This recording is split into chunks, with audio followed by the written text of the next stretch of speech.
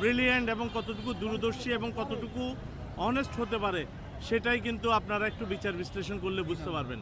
তা আমরা যদিও আজকে বাংলাদেশের জনগণ ওনাকে নতুন করে বুঝছে, কিন্তু আমরা যারা জাতীয়তাবাদী ছাত্রদল ওনার সাথে ছিলাম, ওনাকে দেখেছি কাছ থেকে, আমরা ওনাকে পরিপূর্ণভাবে তখন থেকে ওনার যে ভিশন এবং ওনার যে কর্মকাণ্ড সেটাকে আমরা তখন থেকে ওনাকে আমরা ভালোভাবে চিনতে পেরেছি এবং উনি এই বাংলাদেশের যে একটা সম্পদ, একটা দেশের যে রত্ন, সেটা আমরা তখন থেকে উপলব্ধি করেছি।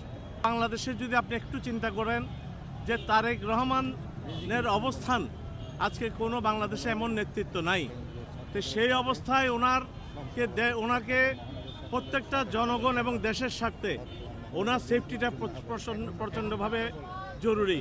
কিন্তু কিছুটা এত মানুষের ভালোবাসা, আবেগ যে কিছুটা হলো নিরাপত্তার বিঘ্নিত হচ্ছে, এটা আমরা মনে করি। তবে আমরা আশা করি প্রশাসন চেষ্টা করছে এবং আশা করব যে ওনার পূর্ণ নিরাপত্তা দেওয়ার জন্য প্রশাসন সর্বাত্মকভাবে চেষ্টা করবে।